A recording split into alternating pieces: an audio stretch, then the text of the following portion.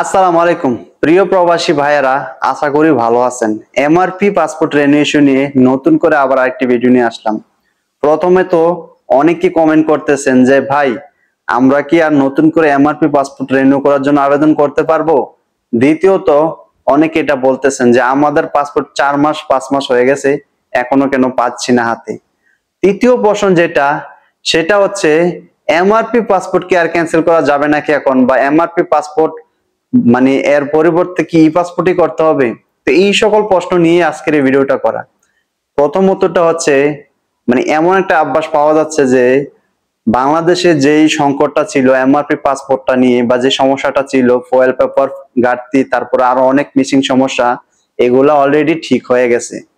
তো এখন এমন ঘোষণা আসে নাই, বাট আমরা শুনতেছি যে এমআরপি পাসপোর্ট আবার পুনরায় আবেদন করা যায়, বাট এটা এখনো অফিসিয়ালি ভাবে ঘোষণা হয় নাই। তাহলে আপনারা এই উত্তরটা পেয়ে গেলেন। দ্বিতীয়ত, যারা একই সমস্যা বারবার একটা প্রশ্ন করতেছেন যে ভাই আমার পাসপোর্টটা কেন আসতেছে না, অনেকে বলতেছেন যে পাসপোর্ট প্রিন্ট হয়েছে এখনো মালয়েশিয়া আসতেছে না, তাদেরকে বলবো আপনারা ধৈর্য ধরুন।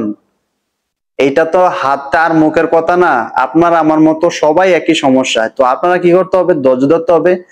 যাদেরটা প্রিন্ট হয়ে গেছে অথবা রেডি ফর ইস্যুয়েন্স, তাদের আর ভয়ের কিছু নাই, তারা খুবই দ্রুত পেয়ে যাবেন। হয়তো বা কোনো সমস্যার কারণে আপনার পাসপোর্টটা হাই কমিশনে আসতেছে না।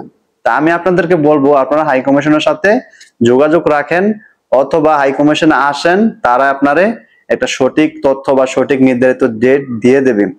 যাদেরকে 1 থেকে 2 মাস বা 3 মাস পরে যাওয়ার জন্য বলছে, তারা কি করবেন? তারা কি আবার হাই কমিশনে যাবেন না অপেক্ষা করবেন? তো দেখেন, তারা তো পাসপোর্টের বিষয়টা নিয়ে সরাসরি তাদের সাথে কালেকশন আছে বাংলাদেশের সাথে।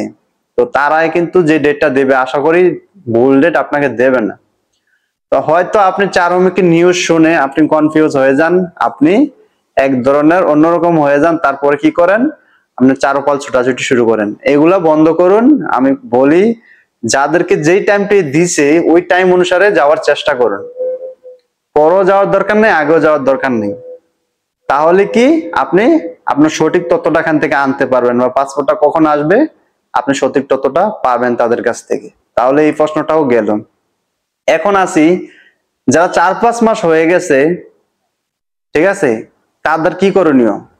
ভাই দেখেন, আমি কিন্তু নিজে ভুক্তভোগী ছিলাম। তো আমার পাসপোর্টটা পেতে সর্বোচ্চ 7 মাস লাগছে। তো এখন যেহেতু সমস্যা, আপনি যদি ওই হিসাবটাই করেন, তাহলে কি আপনার 7 মাস কি হয়েছে কিনা আপনি একটু মিলিয়ে দেখবেন।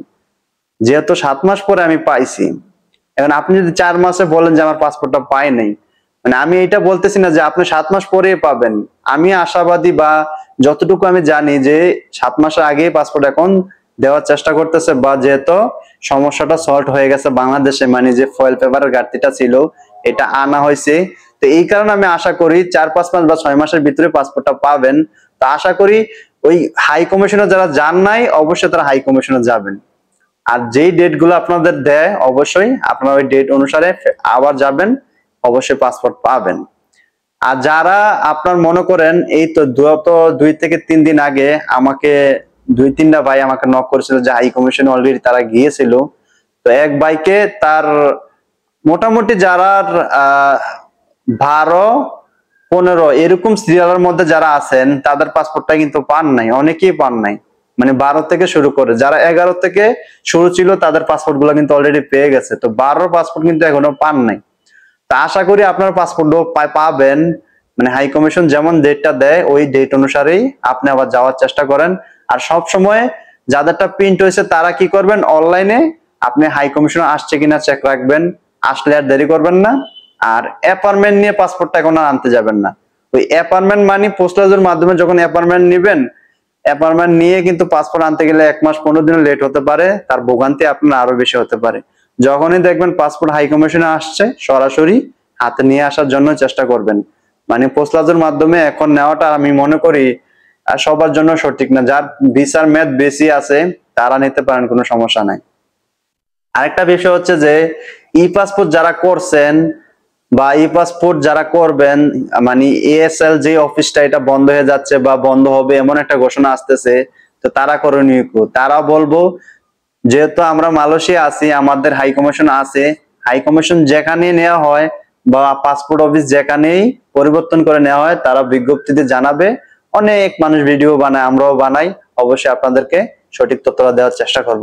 তো যারা চ্যানেলটি সাবস্ক্রাইব করেন নাই, পরবর্তী ভিডিও দেখার জন্য সাবস্ক্রাইব করে দিবেন। ভালো থাকবেন, সুস্থ থাকবেন, আর অবশ্যই আমার জন্য দোয়া করবেন। আসসালামু আলাইকুম।